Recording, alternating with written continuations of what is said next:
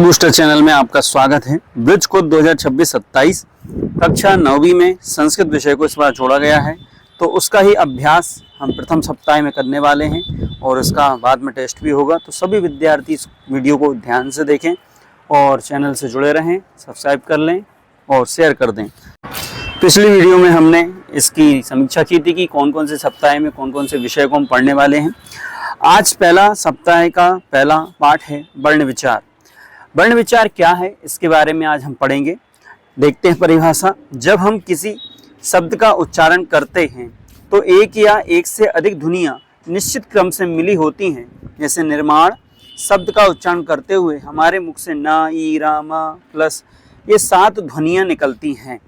इन्हीं विभिन्न ध्वनियों को अक्षर कहते हैं। मतलब एक स्वर है, एक व्यंजन से मिलकर के एक शब्द का निर्माण होता है, क्योंकि इन अक्षर न छरितीति अक्षरा कभी नहीं होता। इन्हीं ध्वनियों को प्रकट करने के लिए पृथक पृथक जो चिन्ह लिखकर कल्पित किए हैं उन्हें वर्ण कहते हैं। वर्ण भाषा की सबसे छोटी इकाई है और महर्षि पाणिनि ने इन 14 सूत्रों को वर्णमाला में प्रस्तुत किया है।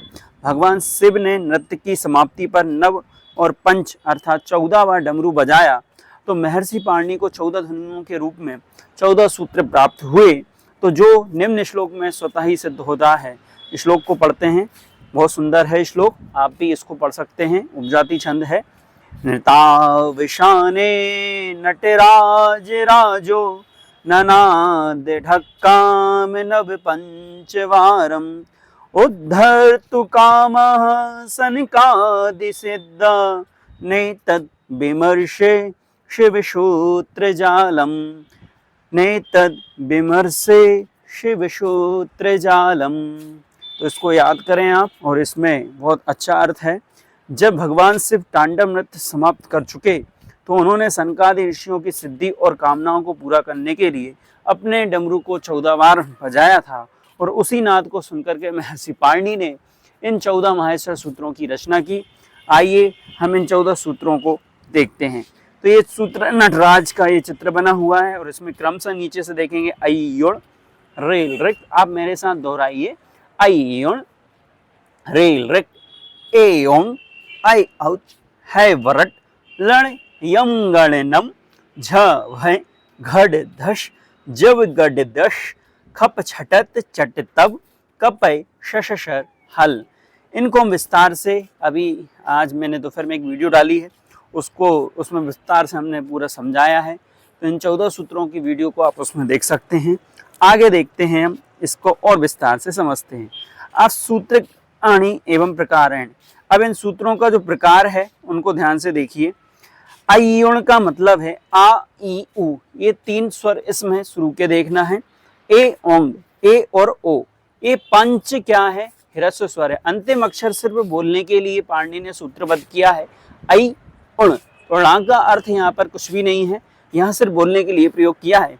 कोष्टक में जो अक्षर दिख रहे हैं वो शेष बचेंगे, बाकी का प्रयोग नहीं होगा। तो ए, आई, आ, ई, उ, ए, ओ, ये 5 ह्रस्वर हैं। है वरट सूत्र इस साइड देखिए, रील रिक। तो आई उण रील रिक, आ, ई, उ, रील री, सॉरी इस साइड लिखा है।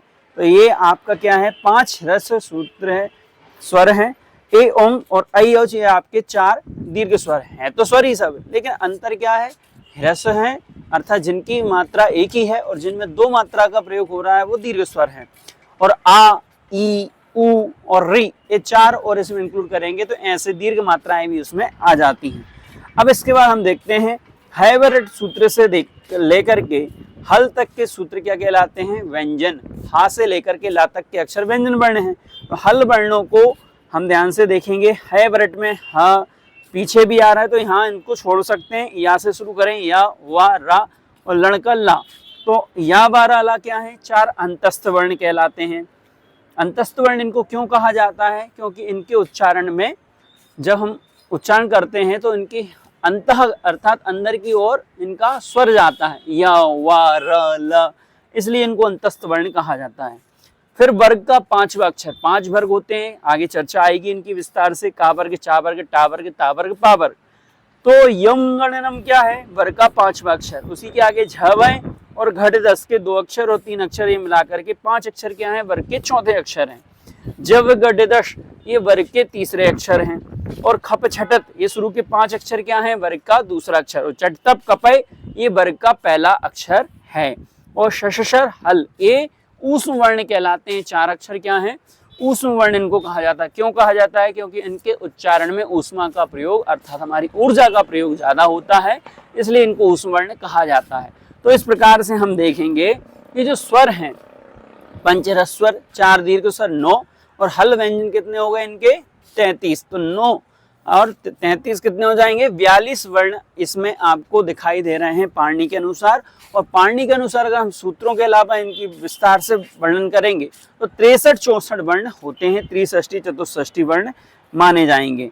तो इस प्रकार से हमने ये पाणिनि की वीडियो देखी है। देखो अभी बहुत सारी चर्चा इस वीडियो में मैं नहीं करूंगा क्योंकि लंबी वीडियो आती है तो देख नहीं पाते हैं। तो आज की चर्चा यहीं तक रहेगी।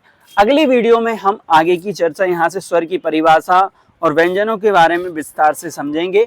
आप अगली कक्षा में जुड़ने के लिए मेरे चैनल को सब्सक्राइब करें और ब्रज कोर्स को कक्षा 9वीं के विद्यार्थियों तक अवश्य पहुंचाएं, क्योंकि पहली बार संस्कृत को जोड़ा गया है तो ये बहुत खुशी की बात है। और सभी 9th में आने वाले विद्यार्थी इस वीडियो को जरूर देखें, जिससे आपको संस्कृत का बेस तैयार होगा और आपको आने वाली 9वीं और 10वीं की परीक्षा में 10वीं क्लास में कोई समस्या नहीं होगी। धन्यवाद। नमो नमः। संस्कृत बूस्टर चैनल जुड़ने के लिए।